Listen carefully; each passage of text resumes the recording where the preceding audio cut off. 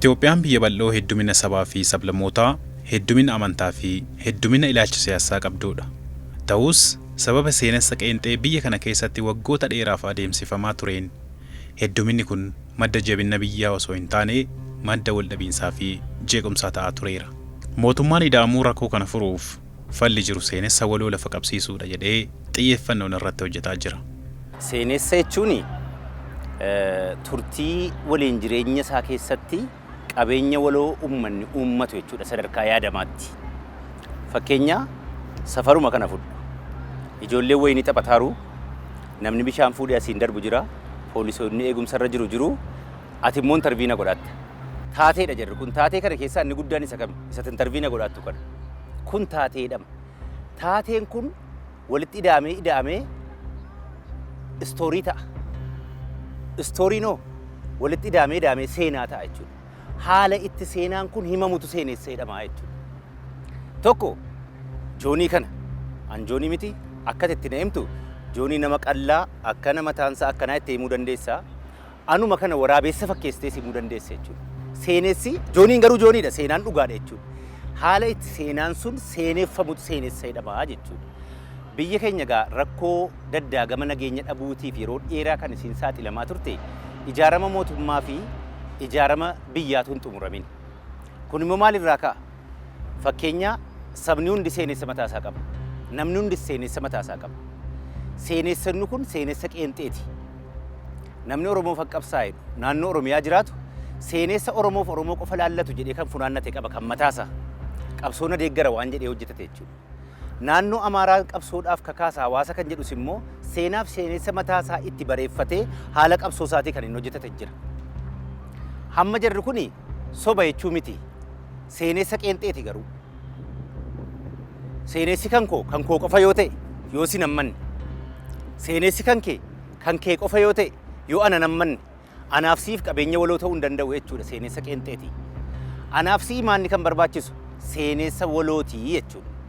Seenessa waloo jechuun waliin jireenya uummataa, tokkummaa uummataa, birmadummaa uummataa, waliin guddina mul'ata gara fuulduree, seenaa kaleessaa gaarii hawaasni waliin horate hunda isaa walitti qabuudhaan guddina biyyaa fi mul'ata biyyattiin qabatte waliin deemuudhaaf seenessa fayyadu guddaa jechuudha.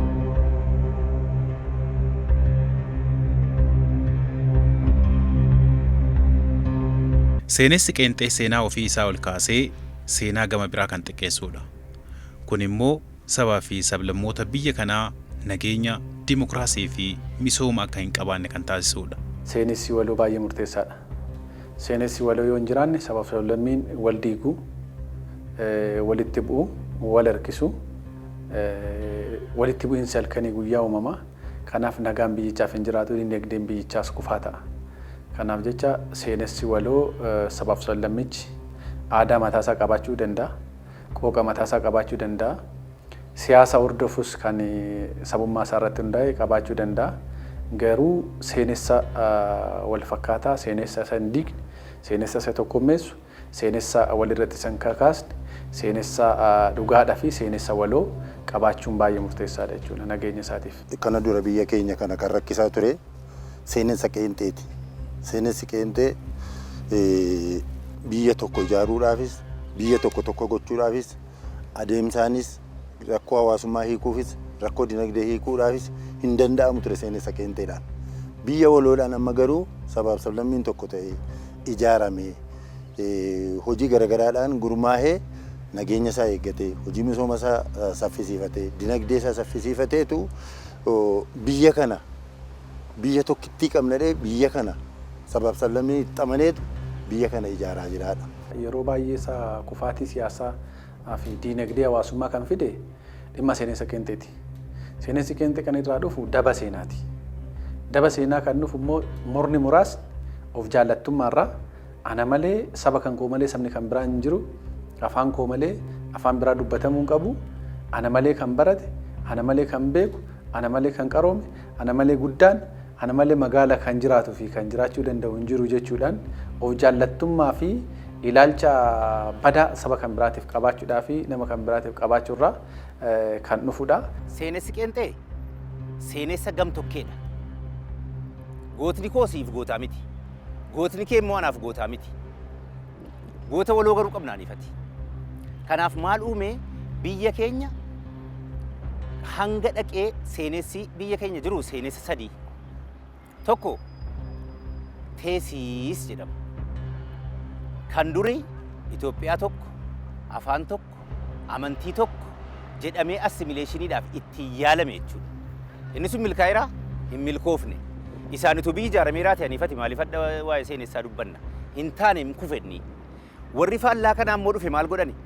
Antaay teessisii uuman maal kan jedhu tokkummaan qabnu Itoophiyauma biyya jedhamtu walitti qabaannee hin beennu seenaa waloo hin qabnu walumaanuu jireenya seenaa ta'uu danda'u hin qabnu jedhanii seenessa ijaarame sana diiguutti godhan jirri immoo maal godhani?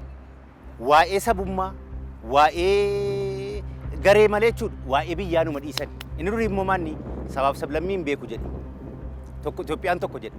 Sabaaf sablammiinis hin jiru jedhe. Afaan tokko jedhe. Amantaan hedduun hin jiru. Tokkicha amantaanis jedhe.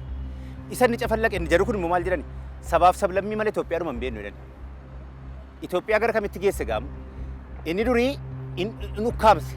Inni ammaa immoo hin facaase antaaseetiin hamma maal ta'e siinteessii hojjetaa irraa amma immoo. Maal kan jedhu? Ani Oromummaas qabaa, ati Amaarummaas Tigrummaas qabdaa. Biyya immoo maal jedhamtu walitti qabnaan ifati. Biyya Itoophiyaatti walitti qabnaa qabeenya waloo jechuudha. Kan jedhutti dhufnee jechuudha. Kun maal jechuudha? Ani ifati seenaa waloo hin qabnu badii kaleessaa keessattis ta'u. Aduwaan kan eenyuti? Aduwaan kan uummata Itoophiyaa hundaa miti. Aduwaa jechuun uummatni Itoophiyaa irratti hin hirmaanne jira, lafeen Itoophiyaa irratti hin cabne jira. Hin jiru bara. Kanaaf seenessa waloo guddaan nu walitti qabnu inni tokkoffaan aduwaadha jechuudha. Hidhi haaromsaa dheengaddaa seenessa waloo miti. Uummata Itoophiyaa keessaa fayyaadha hanga dhukkubsaa, daa'imaa hanga guddaatti, hayyuudha hanga wallaalaatti qarshii keessan buufne, ogumaan dhaqeen deeggarree, yoo xiqqaate yoo adabe waaqan kadhannee kan kooti jedhee seenessa waloo keenya hojjetanne jechuudha. Aniifati immoo dhaloota kootiif kee keessatti. Seenessi waloo kanaafuu waan gaarii kaleessaa irratti ijaarama tokko. Fuulduree keenya abjuu gaarii fuulduree keenya jiru kan immoo irratti ijaarama. Sadaffaa seenaa bade kaleessaa sirreessuu irratti ijaarama. Wanti bade jira. Fakkeenyaa namoonni maal jedhu? Bara 1983 sabaaf sablammiin 80 Ihaadig hojjetee jedhu. No! Sabaaf sablammiin 80 fi 86 ta'uu duruma waggaa 1,000 waliin jiraataa ture Itoophiyaa keessa. Amantaan Islaamaa, Kiristinnaa, Waaqeffataan, Kaatoolikii waggaa 1,000 wajjin jiraataa ture biyya kana keessatti. 83 wanti Ihaadig godhe maanni beekamtii heera mootummaa 87 akka jiran argatan godhe malee haaraa lafaa akka daakuu akka bukoo bukeessee hin hojjenne jechuudha. Dhugaa kana fudhachuu dadhaba namni. 83 kono jedhee dubbata namni beer beeresabinna minaamin himatta akkasii miti dubbiin. Sabaaf sablammiin 80 siluma jira. Amantaan 3-4-5 siluma jira. 87 wanti godhame heera mootummaatiin beekamtii argatan. Dhugaa kana fudhachuudha seenessi waloonni jalqaba. Itoophiyaan biyya sabootaa, sablammootaa, amantii hedduu garuu uummata immoo waliin jireenya keessa hawaasummaa tokkummaa waloo ijaarratee qabu ta'uusaa kan ibsudha jechuudha.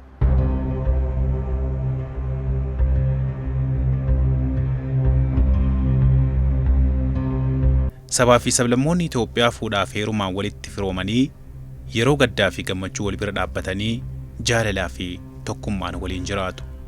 Seenessi waloo waliin jireenya uummattootaa kana cimsuu keessatti gahee olaanaa kan qabudha.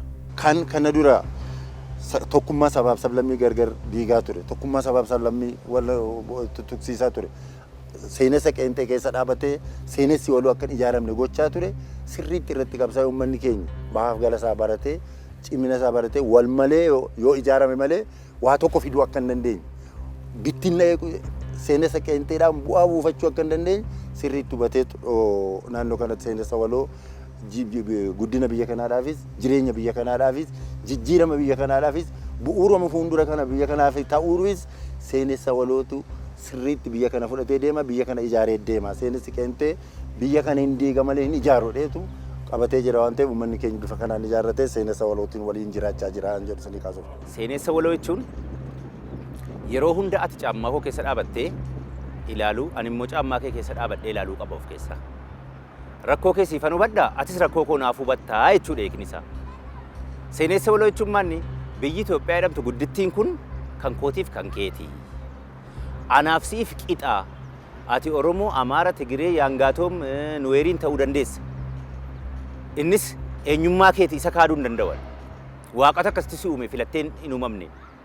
Garuu qabeenya waloo Itoophiyaa jedhamtu waliin ijaaruu qabnaan ifate. Isa qofaa miti.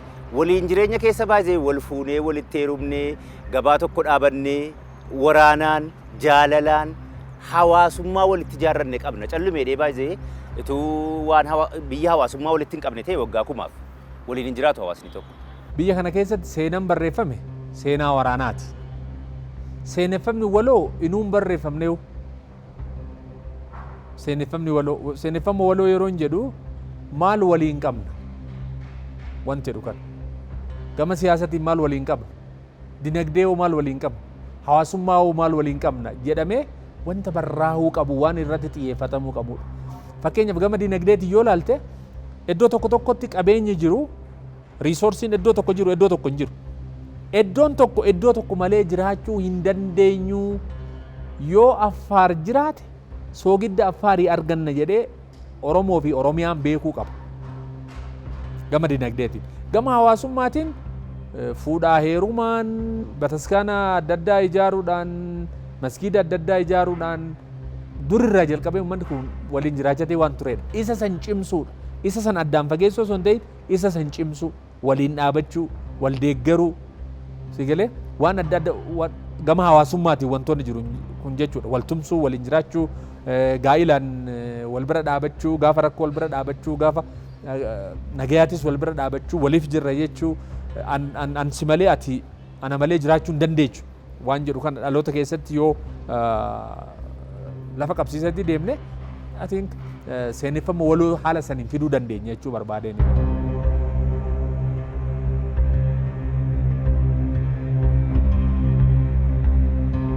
Seenessi waloo tokkummaa uummataa cimsee nageenya, misoomaa fi dimokiraasii kan dhugoomsuudha. Seenessi waloo misooma kamiyyuu fiduudhaaf, nageenya fiduudhaaf, dimokiraasii biyya kanatti lafa qabsiisuudhaaf seenessi waloo baay'ee murteessaadha. Dimokiraasii fiduu dandeenya yoo seeneffama waloo irratti kan xiyyeeffannu ta'e, misooma fiduu dandeenya, akkasumas immoo nageenyas fiduu dandeenya. 2023tti jennee wanti nuti amma itti yaadnu yookiin immoo tilmaamnu kuni ta'uu kan danda'u yoo seeneffama kanarratti xiyyeeffanne qofaadha. Yoo bittinnoofne eessayyuu ga'uu hin dandeenyu. Homa misoomas fiduu hin dandeenyu, nageenyas fiduu hin dandeenyu, eessayyuu ga'uu hin dandeenyu. Wantoota guguddaa lamaan reefu dhimma Adawaa kaafneerraa, dhimma hidha haaromsaa kaafneerraa gara fuulduraatitti fakkeenyaaf biyyi kuni haala teessuma isiitiin biyya wantaan ishee barbaachisuudha. Ulaan galaanaa ishee barbaachisudha. Biyyootuma xixiqqoo uummata baay'ee lakkoofsan kumaatamaan lakkaan qixa ulaa galaanaa biyya hin qabne waggaa 30 kana keessatti seenan ishee hin qabdu kana.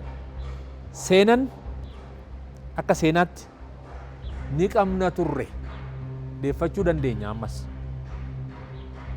Tokkoffaa haalli teessuma baay'ee galaana kanatti dhiyaannee jirra. Seenaadhaan immoo ni qabna turre dogongora seenatiin dhabne yoo kana deeffachuu kan dandeenyu yookiin kana milkeessuu kan dandeenyu yoo seeneffama waloota irratti xiyyeeffanne, waliin yoo dhaabanne, waliin yoo ejjenne, yoo wanti dhufu sun waliin nu fayyada. Waliin nam tokko qofaa miti, qaama tokko qofaa miti, saba tokko qofaa miti, biyya fayyada yoo ta'e, ummata fayyada jennee yoo kan yaadnu ta'e kanas galmaan ga'uu yoo dandeenye wanta amma karoorfame 2023 isaas galmaan ga'uu waan danda'amanudha. Isa yoo mirkaneessuu dandeenye wantoonni amma misoomni adda addaa wantoonni hojjetamaa jiran kun yoo waliin dhaabannee waliin fuulduratti harkaafanne galmaan ga'uu waan dandeenyu jedheenyaadha. Amma gaa biyyi kun seenessa waloo yoo qabaate biyya guddaadha. Biyya uummata miiliyoona 135 qabudha. Uummanni miiliyoona 135 kun maanni eenyummaa mataasaa kan qabaatu, amantii mataasaa waan adda addaa qaba miti. Seenessa waloo garuu qabnan walitti. Seenessi waloo keenya fakkeenyaa uummanni Ameerikaa akkamitti guddate beektaa? Ameerikaan diriim jedhanii hojjetan. Ameerikaa eenyunuu keessatti dhufee dandeettii isaatiin hojjetee waan yaadetti argatu uumuu jedhanii. Kana wanti jibbu jira namni kana irratti tokko ta'anii Ameerikaa akkasii ijaaran. No mul'ata qabna amma nu abjuu biyya keenyaa qabnu qabna. Barri 2018 bara itti ifni mul'achuu jalqabudha. Barri 2023 baratti hangafa Afrikaa fakkii badhaadhina Afrikaatti taanudha. Barri 2040 immoo bara nu fakkii badhaadhina addunyaa taanudha. Akkuma amma Ameerikaa maal fakkeenya kana itti taanudha jechuudha. Kana wanti jibbu jira moyyaalee dhaqii Adwaa dhaqii wanti kana ta'uu jibbu jira. Isa kana irratti galmaan ga'uudhaaf seenessi waloo keenya tokko isa kana jechuudha. Abjuu keenya gara fuulduraa walitti hojjennu jechuudha. Misooma guddaa kanaafoo seenaa hojjennee irra hojjenne kaleessa Adwaa irratti tokko taanee birmadummaa keenya injifannoo keenya baay'ee guyyaa bilisummaan kabajnu nu guyyaa injifannoo kabajna Afrikaa keessaa garboomnee hin beeknu kaa. Garuu maal hanqinni keenya seenaa Adwaa irratti jagnummaadhaan injifannoo itti mirkaneeffanne sana maaliif mirkaneessuu dadhabne deebinee nu misoomaan tokkummaa biyyaatiin sirna ijaaruudhaan dadhabne. Ammoo sirna ijaarra baay'ee hidha haaromsaa fixuun keenya seenessa waloo uummanni Itoophiyaa walitti qabu isa guddichaa jechuudha. Seenessa waloo hidha haaromsaa keessa namni hin qabne jira hin jiru. Amma annisaa inni kun ijaalaa jirra jechuudha. Seenessa waloo kootiif keeti. Boba'aa yeroo hedduu namni yaa rabbi boba'aa fayyinuu baasee du'aa kadhataa ture qabatamaadhaan amma leetirri miiliyoonni 111 beera biiliyoona 1.3 bahama. Sigalee isa kanaafuu nu qabeenyi Itoophiyaan qabdu nu miti Afrikaa ni gaha. Hawaasni biyya tokko tokkummaa qabaachuunsaa faayidaansaa waa lama. Tokkoffaa biyyi sun biyya jabduu akka taatu gama dippiloomaasiitiin gama siyaasaan gama diinagdeen biyya jabduu akka taatu fayyada. Kan inni biraan hawaasuma sana fayyada. Hawaasni tokkummaa qabu yeroo baay'ee nagaa qaba. Hawaasni tokkummaa hundee gadi fageeffate qabu nagaa olaanaa qaba, waliigaltee guddaa qaba. So tokkummaan akka biyyaatti jabeeffamuun hawaasuma sanas biyya sanas guddoo fayyadaa jechuudha. Gama dippiloomaasiin fakkeenya fudhannee yoo ilaalle addunyaa kanarratti biyyoonni jajjaboon hojii dippiloomaasiitiin dhiibbaa uumuu danda'an hedduun isaanii keessoo isaaniitti tokkummaa biyyaalessaa gadi fageenyaan ijaaraniiru.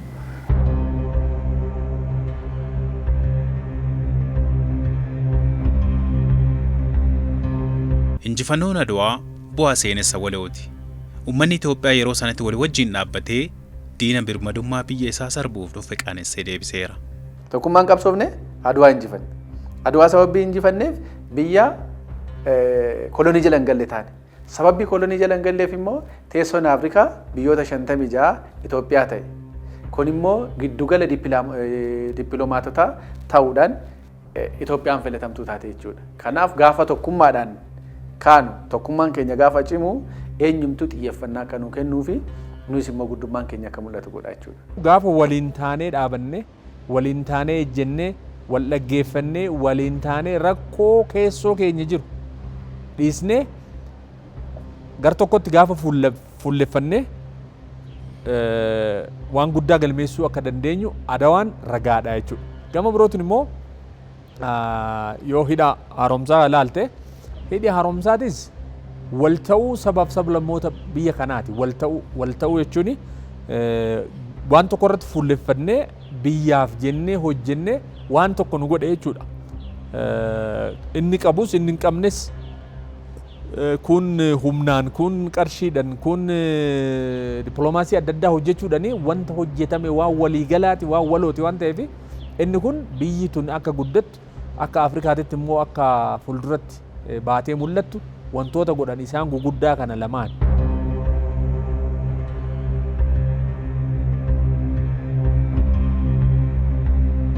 Dhiyeenya kana xumuramee kan eebbifame hidhi haaromsa guddicha Itoophiyaa pirojektii misooma tokkummaan uummattoota biyyattiitti calaqqiseedha. Hidha guddicha haaromsa Itoophiyaa akkuma atuu kaaftee hawaasni kun waan qaburraa haga danda'u itti yaadee itti amanee fedha isaatiin jaalala isaatiin waan qabu kontribiut godhee yookaan keessatti qooda fudhatee kaan maallaqaan kaan boondii bituudhaan kaan humna isaan kaan ogummaan beekumsaan dandeettiin kallattii garaagaraatiin itti duuluun milkeessuu danda'eera.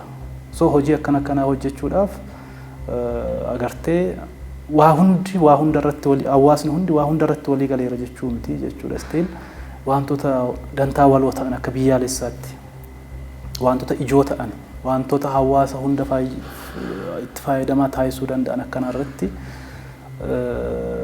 waliin dhaabachuun waliin hojjechuun biyyaafis humna hawaasaafis tumsa ta'a jechuudha. Gorgoraa fudhachuu dandeenya. Xaana irratti wantoota hojjetame fudhachuu dandeenya. Wanci irratti wantoota hojjetame fudhachuu dandeenya. Amma Baalee irratti leengadda kan eebbifame waan hojjetame fudhachuu dandeenya. Iddoowwan seenaa ta'an hunda irratti iyyuu saba tokko qofaaf otoo hin taane naannoo tokko qofaaf otoo hin taane sabaaf sablammii karaa ammatee fi iddoo isaan lammiileen hundumtuutti waliigalee jiraachuu danda'u kan hojiin nuti hojjennu. Dubbiin immoo nuti dubbannu saba kamiyyuu karaa hin miineen olaantummaa saba tokko yookiis immoo olaantummaa nama tokko argisiisuudhaaf wanti nuti hin hojjenne wanti hunda of keessatti hammate seenessa dhugaa kan nuti dubbannu hojiin waloodhaan namoonni hundumtu akka hirmaatan nuti goon tokkummaa keenya fi waliin jireenya keenya cimsa. Yoo hin taane garuu namas wal harkisuudhaan ana caala jechuudhaan biyyi kun sabaaf sablammiin biyya kana keessa jiru hundumtuu kan wal fuudhe, kan walitti heerume, kan waliin hore, kan waliin jiraachaa jirudha. Sabichi akka tokko hin goone kan godhaa jiru immoo faayidaa siyaasaati.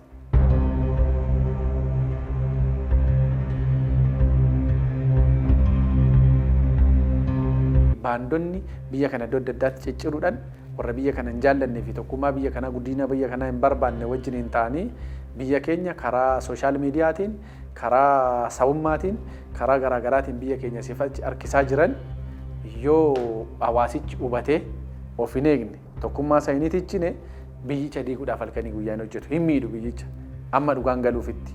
Garuu akka biyya keenyatti waan lamatu hojjetamaa jira. Baandonni halkanii guyyaa biyyicha diiguudhaaf hin hojjetu. Akka mootummaatti immoo uummanni hawaasni bal'aan hojii isaanii fi akeeka isaanii waan bareef misoomni halkanii guyyaa hojjetamu dhugichi akka galuuf hawaasaaf akka galu godhee injifannoon guyyaa guyyaadhaan galmeeffamu seenessa waloo akka ibsu gochaa jira waan ta'eef hawaasni bal'inaan hubachaa fi fedhii isaanii irratti baraa waan jiruuf amma kana dhiibbaa borutti hin geessu jennee sodaan qabnu jechuudha. Diinni fagoodhaa miti. Gariin asuma nu keessai. Gariin immoo ala ta'aniiti. Keenyuma ta'anii ala ta'aniiti. Gariin immoo kan nun beeyne warra adii yennaan isaan bifaanis ni beeyna. Akka isaan firan taanes ni beeyna.